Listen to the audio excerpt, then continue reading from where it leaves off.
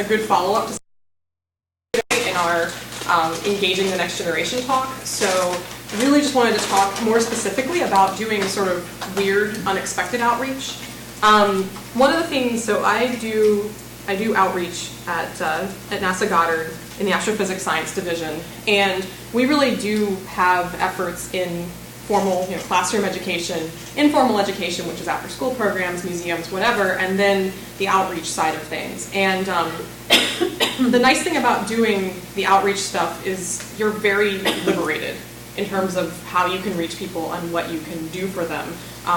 Sometimes you have to think, are people going to get what you want to do? But you can sort of experiment with different venues, with different methods.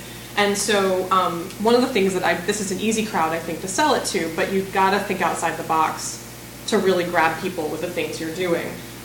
There are a lot of communities that we would love to reach with astronomy that won't come to us. And we really do keep reaching the same audiences over and over. It's wonderful to have astronomy open houses. It's wonderful to have stargazing parties. It's wonderful to have all these things, but you know from experience that you tend to get the same people, or at least the same kind of people over and over. And it's really disappointing when you think, but we live, for example, around here in a major metropolitan area that's full of all these people that never come. And why don't they come? And so basically I've come to the conclusion that when you can, you should just bring the content to them. And so I wanted to talk some about that today, about sort of there's the what and there's the where. And I think both are equally important in grabbing people when it comes to astronomy content. And luckily the what, we've got a lot of stuff that's really engaging. So sometimes the where is a really big piece of it. So I wanted to start by talking a little bit, and I'd like to then have a discussion about some of the weird things that we do or that we'd like to do, hopefully as a springboard for some brainstorming about projects that could happen. The way that I see it is that, I don't know if you're familiar with like that pain rating scale, when you go to the hospital and they got the smiley faces and you have to rate. I have one on my desk. Yeah, the Wong-Baker pediatric pain rating scale. I see that as also being a continuum in science of people's comfort. And I use this in presentations. I put up the Wong-Baker scale, and I'm like, where do you think people fall, on this pain scale in their feelings about science? You have it there. I do have it on my slides. I had this just in case I was in the room with the fancy projector. But Glenn Beck kept me from having that room.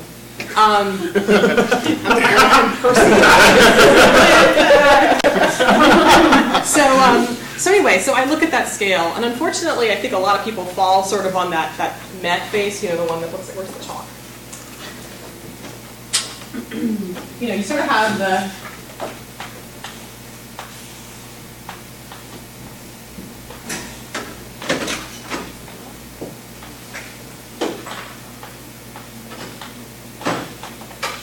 super sad face. There's another smiley. Yeah, there's an even smiley. They're all the same. I think a lot of us are here, and I think our audience is like here. And we're happy when they're here because they're not angry or crying. And so, I really felt this pain scale was representative of our audience. And the important part is that when they're here, they're not coming to visit us. When their feelings are like this, they're not going to come to an astronomy open house. They're not coming to family science programming. If they're children, they may come because their parents forced them to. I don't consider that a winning situation. You can sometimes win them over once you have them, but it is uncomfortable to start with people who are here and are there just because they're being forced to be there. Extra credit, required by their parents. Their parents think it will help them get to Harvard. Required by their Girl Scout leaders. Yes, required by their Girl Scout leaders. We've been there. So really, you can't force people to go from here to here. But if you're not even getting these people, how can you even have an impact on them?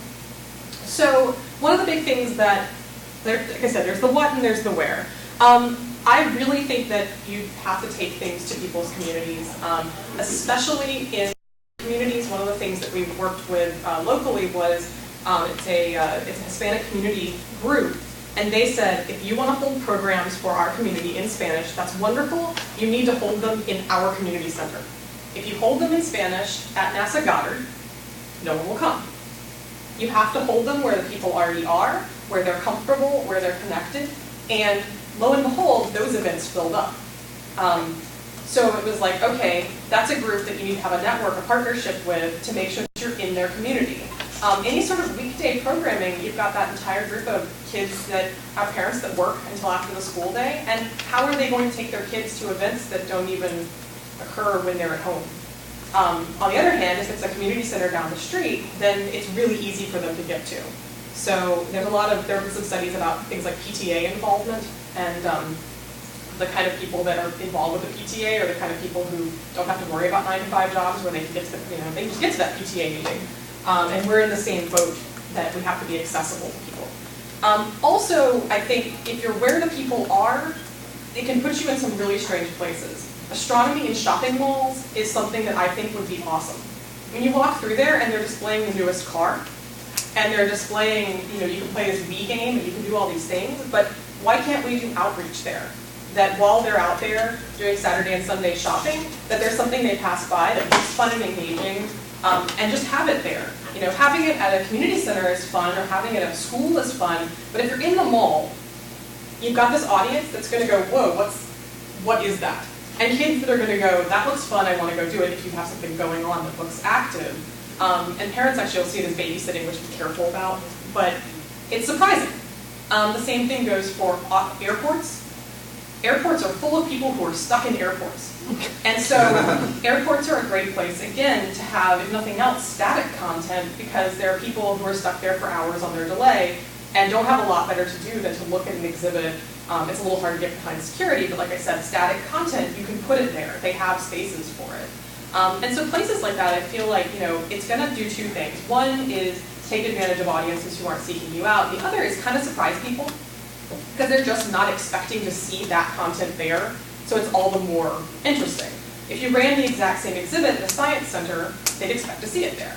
If you had the same community day at the Goddard Visitor Center, they expect to see it there. You put it where they don't expect it, it makes it that much more memorable that it was weird. And I think people resonate with the weird. Like, they're going to tell their friend, I went to the mall and there was some sort of astronomy something. I thought I was going in to buy some shoes and I ended up looking through a solar telescope. Like, what was going on? It's memorable. So that's one thing that I really, it requires some partnerships, but I really think it's worth doing. And it's something that we wanted to do. It's tricky though, because we are in competition with people who are willing to pay for those privileges. So the reason that the Lexus is in the mall is because Lexus will pay for it. And so one thing I'm interested in is strategies for making those connections and selling the case that this is more of, this is the PSA territory of things as opposed to the advertising territory. This is something that people should support and want in their malls, want in their movie theaters.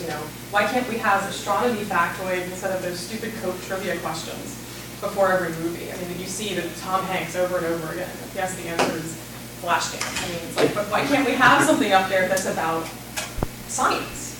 Or, on the Jumbotron at stadiums. They have it in a couple of places. They've had some science outreach there, but you've got that thing and it just rotates content, garbage content. And it's like, what would it take for us to get our stuff up there on the sides of buses in these weird and unexpected places?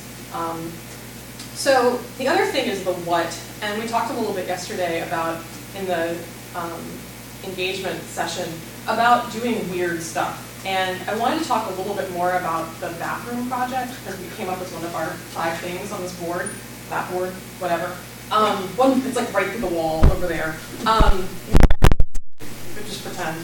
And this is actually something that I think we can take a lot of lessons from other, I guess I'd say expertise, fields of expertise. So marketing is a huge field that has a lot of research in it. People really want to know what sells things to people. And in a sense, we want to sell things to people. I mean, it's selling knowledge, and it's selling empowerment, and it's selling excitement, but we're not always in the mindset of being a business. And I think sometimes this is a mistake, that we don't think about basically why people consume. Because we want them to consume just like we want them to consume a commercial product. And if they don't know what you're selling, they're not going to buy it. And if you're not advertising to them, they're not going to buy it. And so when marketing has all these studies to see, okay, where do we get the best messages, what messages resonate, and whatever else, that's literature that we actually can look at as outreach people and say, okay, this informs us about what to do, where to do it, how to do it. How many words should you have on a piece of paper before people tune out? Marketing studies that. What venues have really good retention rates? Marketing has that. And that's where a colleague of mine and I hit on this bathroom stall idea. Because I don't know how many of you go to bars, but bars have started having bathroom stall advertising. I mean, you're in there, and there's some ad for Axe body spray or something, and you're stuck there looking at it. And we said, well, why can't that be a science factoid? And it has to be brief. I mean, you can't write an essay there and expect people to read it. But we went for really straight up factoids, like, did you know that iron in your bloodstream might have come from exploded stars? Did you know that exoplanets, yeah, we've got some, you can actually pass that around. This is this is a sort of a spin-off of that project that was given out at an event, but it has did you knows that we did that paired up trivia about the St. Louis area, actually, and trivia about space. But just little things. And when we pitched this to people at NASA Goddard, we got questions like, well, I really need a paragraph to explain that. So how much space can I have on your bathroom stall ads? I want to say, did you know that the iron in your bloodstream came from supernovae because, and then this and then that. It's like, no, you really have to have that one thing that hits them, and then more. So in that case, we said, well, what if we had a website, unexpectedscience.com, that everything we did had that URL on it, for example. Does that still exist? No, Okay. because we got shut down. I couldn't remember. But that's the kind of thing where we said you got to have that. You do have to have that next point of contact once you grab these people with a factoid. But it's a place to start to have that weird thing. And so I actually have a couple of examples I can show people if they come up and look afterwards of those bathroom stall ads because I wanted to have something visual about those after we talked about them. We wanted the same thing with posters. We wanted to, again, look at the same thing for movie theater ads, for the sides of buses, for the metro stations, for anywhere that you could put like one factoid, in big print and grab people. And so really, I think, it has to be something that resonates with people that fast. I mean, they just see it and it sticks with them in a weird place. And it really, like you bring it to them. So anything you wanted to add, Sarah? No. So I really wanted to have a discussion about where we can take this and what kind of things you guys are doing with strange audiences or interesting places, or what more importantly, the audience is strange, or well, an unexpected audience. Sorry, I had to do that. I mean, frankly, we just tend to have these self-selecting, science-interested audiences that are easy to hit. And my question is always, how do we reach the people we're not reaching? I mean, I can get teachers to show up at something, but how can I get their students to show up at things when their students are not science interested?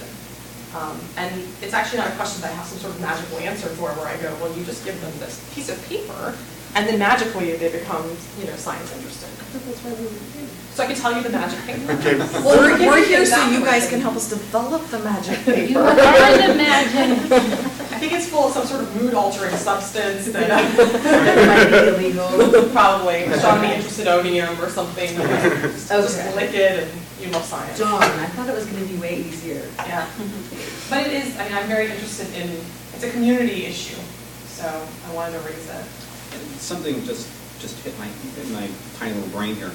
Snapple has been putting little factoids on the opposite side of their caps. So maybe that might be something you might want to throw a factoid at there too. I mean, Popsicle sticks too. Yeah. Oh, yeah, pops. Yeah. Candy wrappers. They even print potato chips with things like that on a map. Really? Yeah. Cool. And Pop-Tarts, I think, had something On the here. food? I think, Actually, that's right. The Jen, you're right. The oatmeal I have. That would surprise me. No, I'm seriously. The little oatmeal packets. There's some little factoid on the bottom of those. Yeah, it's so cheap these days. They're filling a little white space. Yeah, exactly. But yeah, I can't remember which, was it Pringles or one of them like that? That actually had it on the chips. Yeah, it had it on the chips. It was like riddles or questions or something. On the chip? On the chip. Yeah. I would take a note feeling of words on my food. It was like it was I like to darker eat on my the chip, like it was son's cooked into There you it. go. So with these, I guess my next question would be, how? That's really neat. I mean, are these things for sale? I'll do another list for how. Well, they've got to be getting the stuff that they put on there from somebody, so. Yeah, I mean, chances are if you contact the manufacturers and different things, you can probably. They probably want to put the meatball on. That's usually the next step. And that's a meatball, no. But I mean, most of the time, it's not connected to any kind of advertising or anything, so it's, the random factoid stuff would be perfect for that. That's a really good idea.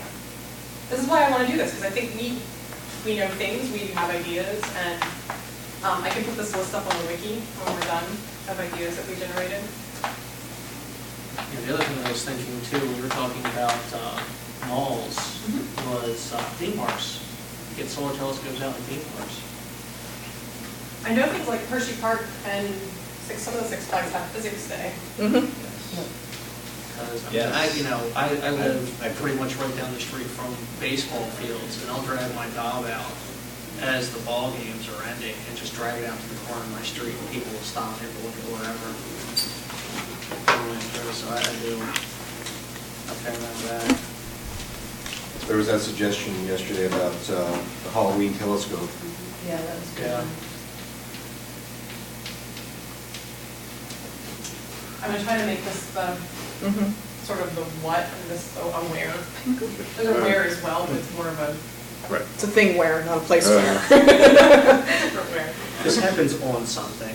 That's right. Happens at something. In something, at something, on Yeah. something. County fairs. Yeah, actually, we looked at that one time and never resolved what was expected of you. Montgomery County, for example, locally, but it's like 2 weeks long.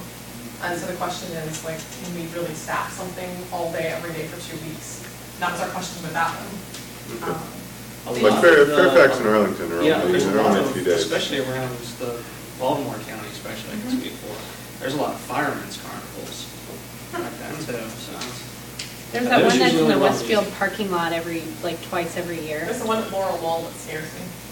Yeah. Laurel Walls should They scare should you. all scare you. Yes. Yeah, it's all the carnival rides. You just drive by. There wasn't a Ferris wheel there yesterday. Yeah, that's part of the There was a Ferris excitement. wheel, and now there's this big line through the field across the street. Okay, anything else? Could possibly get it into those annoying TV sets on top of gas pumps. It would be a lot less annoying than I was what thinking they're about that when I was broadcasting now. Oh, good, or even on the checkout lines in supermarkets.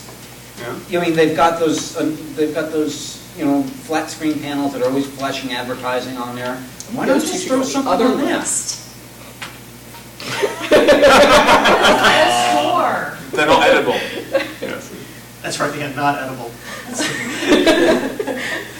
this edible outrage? Is this edible? Wait, so that means for that. So I guess, again, it comes back to the where, because I think a lot of this is going to be grassroots. And I always do have the question with these projects of, when are things worth being grassroots? And when do you really have to aim pretty big? So like when we were talking about shopping malls, we didn't think it would be that hard to get into some little independent shopping mall, but most of the malls in America now are owned by a handful of corporate mall companies. Yes. And they want you to go not through Westfield Shopping Town, I find it hilarious, they're called that, Annapolis's office. You take that to Westfield Shopping Town headquarters, which is in some other place where they want to have very serious legal, financial, et cetera, negotiations. The same thing with the movie theaters. We were pretty sure we could sneak something in at the AFI Silver Theater, which is, a single theater, or the old Greenbelt, which is just, community run largely and funded. But what about Regal, or what about AMC? How do you get in there when Coke is happy to pay them tons of money for the exact same spots you want? Work with Coke and get them to spread the message.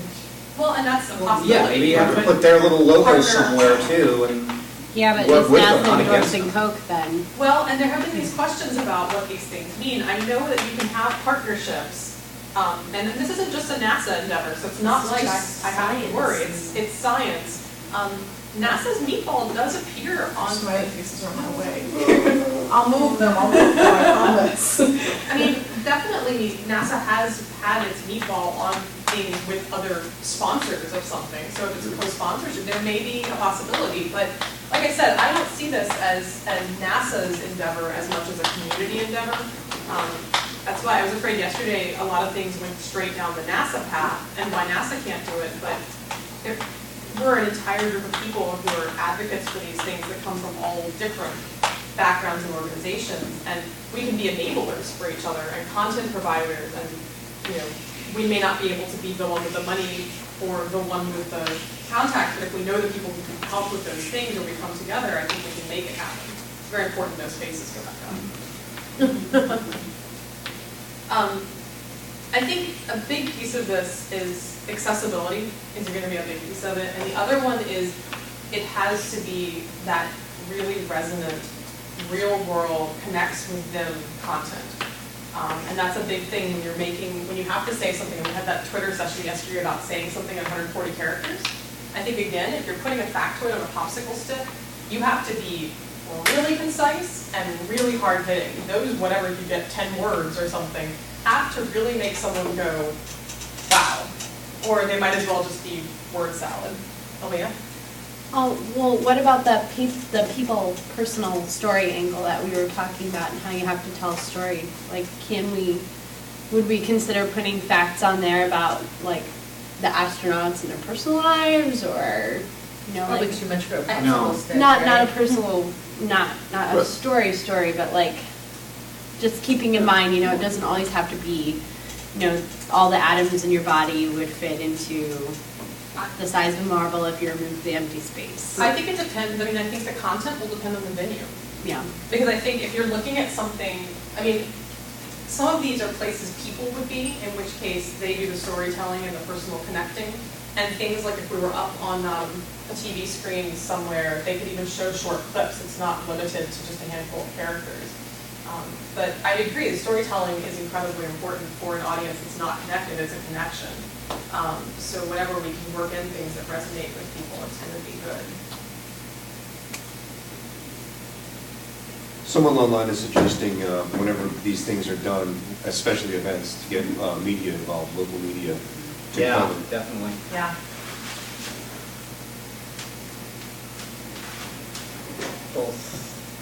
Both print and, TV. Yeah. Print, television, radio. Well, and that's something that it's always really sad to me how little coverage any of these things get. Whenever we do stuff, it's like we're doing something really interesting, and really that human interest story about puppies on the news does typically trump us.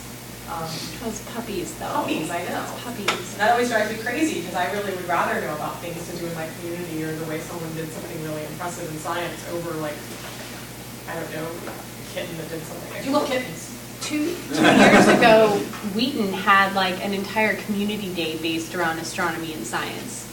Did we know about that? We weren't there. I didn't hear about a single, NASA booth or sponsored anything. Like it was totally independent. And I admit, I do frequent Google News searches on terms just to find out what's going on, because I don't hear about a lot of things if they're not top level. I can tell you about colliding planets, but I have no idea about whatever's going on in people's communities or those more personal stories. And it always interests me that local papers are often picking up, for example, the story of scientists in their community who are doing things. The local papers are picking that stuff up, and sometimes I find out more interesting things about community and people from the local papers than I do from, like, the movie Blade is a good place to look, but the Washington Post will have that content. And I think there's a reason for that in terms of keeping the audience interest. But Google News assimilates a lot of it, so it might be something to look at. We have the problem that, like, at Kennedy Space Center, there's all kinds of stuff going on and working out there, and I don't even hear about it. Now I've started to realize a lot of it because I'm following somebody who's in like public relations stuff, and she'll tweet about, oh, I'm at the KFC Olympics. I'm like, we have an Olympics? And well, we had a safety day with the tractor driving. Did you see that? No. There was a forklift obstacle course. I That was heard, it. and the fire extinguisher contest or something. Yes. Well, then I guess the question is, Man, you missed out. how would we keep up with these things then? I mean, it's not our job to keep up with them, so who do we need to tap into to find out about community events and opportunities? Well, there needs to be a better way of getting them out in a central location when this kind of stuff is happening, so that people know where to go to look for it, Or somebody just needs to make it their full-time job to. I run and I'm going to put run in air quotes because I don't get around to it a lot. I have a Twitter that I've tried to do that locally. Here for people to get involved in astronomy stuff. Here are things that are going on, but it's too much time for me to keep up with it, and I don't hear about a lot of stuff. So I tell her whenever I hear something, but we don't hear about it. So it ends up being a mostly dead Twitter account that occasionally I go, oh hey look, there's this thing, and then it goes back to being dead. Speaking of Twitter accounts, I just put you just tweeted some sort of like did you knows and blah blah blah. There's actually a bot, a did you know bot that I just discovered that will just go ahead and retweet anything that says did you know. Interesting. I didn't know that. Did you know there was a bot? Yeah. Did you know there's a bot? Well, and it is funny, Twitter has become this kind of thing where one time I tweeted how much I hated a certain brand's alarm clock, and within 10 minutes I was retweeted, minus the hate part, by that to go like, I have that alarm clock! By the company that made it, and I had to respond like, please read the tweet where I said, I have the same thing with my used the cable word company. something like, death trap, I think was the phrase I used. I've just taken that out, but I'll have like best grocers now following me because I said how much I love one of the local grocery stores. Yeah. So that completely surprised me, but oh my goodness, that's Monday's work. Just tweet all I do. All day, every day, I'll just tweet NASA. We collected dozens of them for NASA, did you know? But I think that one advantage with Twitter and everything being all combined is that even if you can't have constant output, people don't necessarily notice that because when it pops up, it's there, and Sure. I mean, it's better. I if you mostly can get more just wish stuff. I could get Yeah. more of it out there, because Yeah, I know obviously. there's got to be tons more going on than I ever hear about. And I work with Girl Scout groups, and I know they would love to, the ones that have gotten science interested, I know they would love to know about other things they could go to. And so Yeah. I started it with them in mind. Oh, sure, and you'd like to do that, but the advantage of Twitter as opposed to a blog and that kind of thing is, if you don't have any content for a few weeks on a blog, people will stop reading it. On Twitter, as long as it shows up when it shows up. As long as you don't have too much. Yeah, exactly. And as long as you don't let too much time lapse, because people tend to clear out their groups Inactive. of Do inactive people do that on Twitter? Yeah. Yeah. There's even tools that will show you which accounts haven't tweeted for 90, 60, or 30 days. So And you can just- hit yeah, don't- one button and clear them all Whereas out. I just keep those because I'm like, well, someday maybe they'll tweet. They're not bothering me. It depends. Sometimes I will, sometimes I Yeah. won't. It depends on if they were, At least once a month. It helps that I have 4 Twitter accounts, so that's. I keep up with different people in different places. Define helps. Because I have 5, and I don't think I would have used that phrase. Well, one of the 4 personalities likes it, so we're in good shape. I was, last session, we were talking about different things we could do to provide tools for space advocates to share stuff online and so on. So basically, I took a whole list of requirements and things that I could go back and try to set up something and see if it's worthy of using spaceadvocacy.org, since it's in the family. So, and a lot of these things that are coming up are things that came up in that discussion. Weird outreach was one of the sort of things that we wanted to put on the site. Okay. I had a point and I was going towards it, and I don't know where it went anymore. But Let's keep talking. Circle from earlier. yeah, it must have been a traffic circle, right? There are many tools out there for collaborative Twitter accounts. So I'm imagining Baltimore/DC/Maryland, Virginia, whatever you want to call it, science Twitter feed, which could be integrated into something like that type of sites. So you have a short list of people who are trusted, on Twitter. I'm sure, it was great to have you put everything, like you said, you might not hear about everything. Somebody else hears about it, submit it to the same sort of Twitter and get it sent up there. And that sort of meeting up with people who would have that information would be something Sure. I'd try to take on. If anybody cares about it, I'll at least write down what it is. Well, so one of the things I'd like to ask, that I kind of brought up earlier about thinking like a different type of business, is who else is in the business of wanting to put their messages in the same place, and can we learn from them or use them in any way? Because I feel like, for example, certain types of groups show up at the county fairs and the carnivals and these places, and they must have some way of finding out about when and where they are because they're interested in being there. What can, where are other groups, either commercial or community, finding out these things? Because there must be other people like us that want to be in places, possibly for more commercial reasons, but, how do they learn about these things? Are we missing out on something that's out there because we're thinking about it in an astronomy outreach way and not in a, I don't know, selling local organic cookies way, or where do people get community information when they want to sell fences? I mean, you know what I'm talking about when you go to events and long fences at every single one of them, or the roofing people, or the windows people, or different groups that are soliciting donations for whatever it is that they do. Where did they find out? Maybe about like a chamber of commerce for an area or something like that. That's possible, yeah, because you got that, you have that coffee news. You guys get that down your way. Nope. And a bunch of little cafeterias all around Baltimore. They have this thing, coffee news, but it's basically, placemat with a bunch of advertisements, little factoid things everywhere. Because all of the things like carnivals and fairs and all that, I would imagine has to be permitted through somebody, so the Chamber of Commerce will probably know about it. Coffee news, I'm curious about it. It might go on over here, but I give up on the organizational.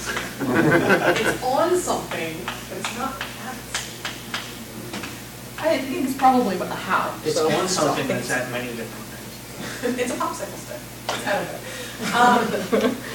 But is there anyone else that we can think like? Because that's really, like I said, to me, that's a big thing for us to grasp, is that we're kind of in business. Maybe like the Humane Society or Humane Societies, and you know how you see their messages around like spay and neuter and adopt pets and stuff like that? That's kind of another outreach type of activity. We talked to them briefly at that We did. conference, that one. Because there are community groups that get out there at things. So yeah, We put that in the category of things to research. Yeah. And I know I don't there are have that groups that I'm list. involved with I'm always very that do curious. this, but I'm not. Specifically for humane I'm not the one. societies, each individual humane shelter usually has a person or possibly 3 people, part-time or 1 person full-time, who does nothing but that sort of thing. Which we may or may not have, but we could at least figure out what they're.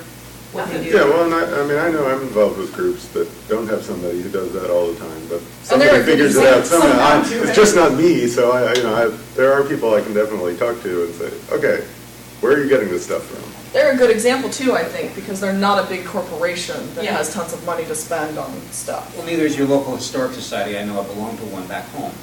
I'm on board over there, and we try our darndest to get into places like, supermarkets and things like that, just to get membership drives and let them know that, we have this restoration effort going. If you want to come by and just swing a hammer for a couple hours, please, by all means. But we run into the same things that you guys run into, especially in these larger malls. Like, there's one by me that, is run by Simon. Yeah, that's another big one. And they are like, okay, there's just so much red tape to go through. We just finally said, the heck with it. Right. And because it was such a morass, so we just, and we lost out. So maybe we could, collaborating with other local groups in the area, not just humane societies, but other nonprofits. And it's possible we need a nonprofit. Yeah. Because one of the things we've hit is these things really, to have them be free or basically at cost, they need to be PSAs, so they're seen as needing to be a public service announcement, in which case they need to come from someone who has whatever the qualifications are to issue one of those. That was not something We that don't. NASA really does. We don't do PSAs. So if you want to put an ad on the side of a bus, it costs an amazing amount of money. It was a ridiculous amount of money, thousands and thousands of dollars. A piece of cardboard that goes on the bus for a few weeks, really. I mean. Yeah, but how many people see it? Right, So you're paying for that, you're paying for the exposure. They put it up either cheap or free if it's about anti-smoking or if it's about, statistics about health issues or whatever it is. And there is a public perception that those things are more important than science. That's, in terms of like, I don't want my baby to die, but I don't really care about that. Don't they link up somehow? But yeah, I really feel like there's got to be a sell we can make that is a PSA. Science education is worth public service announcements. Can you maybe partner with organization or corporate entities that have a stake in science? This is kind of a weird one, but like say Ron Johns has billboards all over the place, and by their location, they kind of have a stake In the Space Coast. space. Right, so Yeah. maybe work something with them. Yeah. You figure out how to write that, we're gonna write it. In the 140 character. That's right. Well, but even people like Northrop Grumman are looking for scientists and engineers, Well, so. and maybe that's interesting because they rent out locally entire metro cars to fill out, all the advertising in a single metro car will be from one of the big aerospace companies, which I'm always really impressed with, that they do that. Yeah, I think you just hit on another non-edible idea. I'm telling you, I don't need public transportation. I hope not. Well, I would have been. sticking a PSA up, you're sticking a little factoid on like a metro card. Maybe if we can talk to, one of those groups and say, yeah, if you're gonna be renting out a Metro car, could we have one spot for some science factoid? Right. What about sidewalk advertising or like stuff that's on the ground that you see as you walk up to it? That would be really cool. Actually, they're doing that in supermarkets now. Yeah. They've got actually adhesive ads that are placed on the floor. They've got such good materials now that'll hold up to that. And in some cases, yeah, I have exactly. one In for- some I have one cases, for- they're not even adhesive. There's actually it's a small little embedded light board in the floor, and you just pull out and place it in there. As an FYI, it was 11:42. Well, you can go on forever with all this brainstorm. Well, but what I really wanted to do was to collect some of this and put it together, and the how was actually the most important thing to me, because I think we could generate these all day, and they're all good, but we really could go on forever, but the big question is going to be how, because clearly if we're not doing it, besides, we have the ideas, so why aren't we doing it? And I know it's often just obstacles where you know how hard it is to get information out sometimes, you know how hard it is to get partnerships with people, especially big companies, when you don't have an in and you don't know anyone and you're not offering a huge amount of money. Because money talks. If we could come up with ways to pay for these things, you show up somewhere and say, I can pay, you've got it. Kickstarter. And that could be a Kickstarter. It just pains me that some of these things could be free if we just somehow, or could be cheap if we somehow just went about it the right way. If I were any other group doing something that I think is a public service, and I can get a PSA, but somehow for space science I can't get a PSA, that makes me angry. It makes me angry that I can't have that space to do something that I think is equally important as other community and public messages and educational messages. Maybe it's about approaching the right organizations that have budget to be used for things like this. Like, I know there's the Astronaut Memorial Foundation that collects the money from the license plates in Florida that are sold. That's the Challenger and Columbia ones. And if you could pitch it to them, They'd probably be more interested than, yeah. Or even partnering with an organization like Liberty Science Center, maybe getting both your stuff out there that way. There's a whole board with just smiley faces. I know, I'm just trying to figure out what exactly I was supposed to write from that. I'm gonna have to take a picture of all of this. Because I said, my challenge to you guys is take these ideas. Like I said, I'll try to get these organized in some sort of edible and inedible fashion on the wiki. Take these ideas and try to take them that one step further, even just one of them that interests you, and see if you can find someone that will help make it happen. Because that's really where I know personally I have stagnated. I have a coaster that's ready to go. I have these bathroom stall ads that are ready to go, but I don't have the how, because that is always where it gets stopped up. Bathroom ads in bars, besides the fact they probably also somehow promote alcoholism, Okay, those actually get sold. I mean, there's a bathroom advertising company that manages them. If you want to have them nice, so they have plastic covers and they slip the paper in and it's not going to get destroyed and ripped down and graffitied in 5 seconds. So that's who I really want to be in with, not just a bar that'll let me stick some stuff up with tape that'll get ripped down and destroyed in 2 nights, but how do I get that bathroom installed? 2 whole nights, you're optimistic. I'm very optimistic. Maybe a Tuesday and a Wednesday when there aren't a lot of people coming through. But in trying to get into the category, I mean, because a lot of these advertising things have when they haven't sold something, they don't leave it blank. They stick something there. They put their own ad in. They put their own ad in there, but frequently their own ad is just, there's not much to it, and they could put more. So, that seems like an opening. Yeah. And maybe that's something to say, that, we're not looking to be the headliner on these things, but more of when the space is there, could we have it? And Right. attract attention to buy our ad. Fortune cookies. Oh, I like that. I like that a lot. Custom fortune cookies. In food. It would be better than on food, outside of food, I'm almost inside of tempted, food. does anybody buy Cracker Jacks anymore? The old prize, there are all these little cardboard things, and then you might as well put some. Oh, they're. These you can actually customize. Yeah. Now that gets me tempted to do like one custom order of fortune cookies with science backstories and then give out in a the local Chinese. That would be restaurant. fun. Not looking to tall. Suggestion from the chat room, there are grocery stores that have all these sort of pamphlets and stuff at the door, the front door. Okay. Oh, that turns some people off. It does. My husband will go to a different grocery store if there's anyone standing out front. Well, this is just a You can pamphlet. stack It's them. like a Got rack. the grid Yeah. of, yeah. They also have the You're just saying- advertising that's on the grocery store cards. Yes. At the end of them, they have like a little. The license plates on the grocery cards. Speaking of the grid of pamphlets, most public libraries have them too. And they're pretty likely to not charge you for space. The libraries are great. I've had some debates at conferences with people about whether they end up being a fairly self-selecting audience as well. But It's a bigger self-selecting. In yeah. case you're wondering, food is here. well, I take people from food. I mean, that's. That'd be I don't wrong. want to bring it We have up, food here. however. We come up with food and we put the Yes. science in. And it includes my science. Or on it, or.